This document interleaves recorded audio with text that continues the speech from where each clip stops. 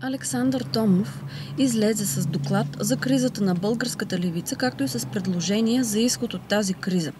Според него, българската левица е в най-дълбоката си криза от началото на демократичните процеси в страната през 1989 година. България, според него, не може да се развива като успешна европейска страна, ако няма стабилна социал-демократическа партия. Целта на този документ, който ще обсъждаме днес, е да се даде началото на една голяма дискусия от нас и в чужбина за изключителната криза, безпрецедентна, най-дълбока криза на българската левица през последните години и за възможните изходи от нея, както и за позиция на българската социал-демокрация. Основните изводи на този доклад са следните. Първо, ние намираме, че има исторически провал на партията БСП поради 3 провалени правителства. 3 пъти тази партия излъчва министър-председатели за 20 години. И в тези 20 години тя на практика е управлявала пряко 11, е влияла или е доминирала в още 4 години, така че от 20 години преход през 15 години управлява БСП. Резултатите са ясни и ние намираме, че това не е дошло от отделни грешки на отделни политици, от отделни грешки на отделни министри и премиери, а естествено на дълбоки генетични причини, на недореформираност на социалистическата партия, на нейна постоянна война с всички социал-демократи и други леви партии и невъзможност да се прояви една нова лява алтернатива. Поради това България в момента е на куцкар в Европа. Имаме силна десница, представена практически от конституционно мнозинство. Имаме анемична левица с 40 депутата при същевременна много висока морална криза и срив на доверието в тези хора. Ако БСП остане сама на политическата сцена като лява политическа сила, левицата десетилетия няма да се върне на власт. В доклада привеждаме доказателства. Даваме причините, защо се е получило така. Но без съмнение, това, което казваме, подкрепено с много конкретни факти.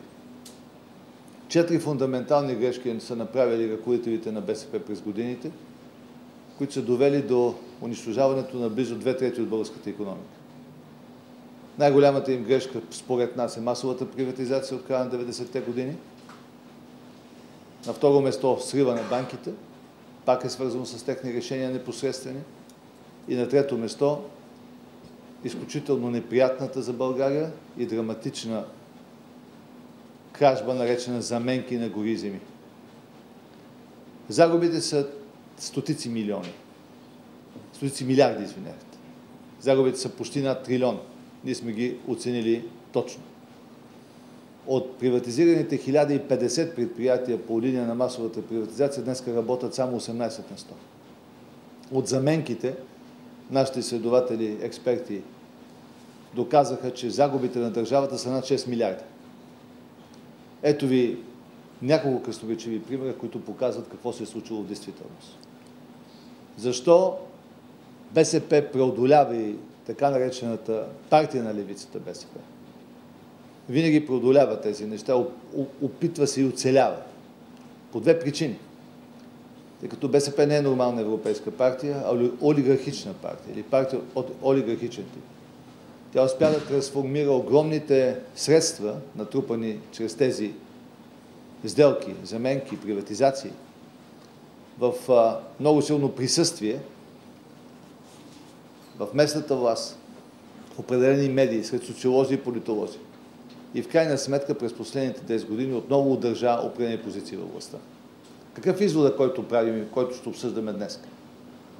На базата на този много, според нас, сериозен материал, изпъстрен с доказателствени факти, с много фактологии, много цифри, ние правим заключението, че в България трябва да започне изграждането на ново по същество социал-демократическо движение. Имаме ли ние като партия моралното право да искаме това? Да, защото ние сме единствената лява партия, не участва в тройната коалиция. единствената лява партия, която изнесе боя на Станишев и Сие, носи го още, но която не се ангажира с провалите на БСП, остана в страни умишлено от участие в изборите през миналата година и подкрепи промяната, която настъпи през 2009 година. Когато говорим за ново движение, ние не говорим за това с БСП или против БСП. За нас БСП трябва да бъде оставена сама на себе си, да си преценява грешките, но ние виждаме в момента подкрепа за нейния лидер, подкрепа за това, което е правила, и това естествено за нас е цинизъм, който изключва всякаква възможност за политически контакти и скорошни проекти с нея. БСП би трябвало да се преустои, да си види сама грешките, да прецени доколко те са реални и доколко са въпрос на политическа борба. За нас обаче това е партия, която е компрометирана и която е свързана с историческия провал на досегашната форма на ляво движение. Следователно, това, което искаме да се изгради, не само чрез нашата партия, но чрез граждански структури и движения, на базата на широко движение, което трябва да започне сега и особено през есента. Това е, че ние искаме да променим генезиса, основата на самото ляво движение. Залагаме 4 базови приоритета в момента на политиката ни в предстоящия период. Едното, разбира се, е подкрепа на сегашното правителство за борба с политически октопод, с политическата мафия, политико-държавната мафия и репресиите, осъществени от режима на Станишев.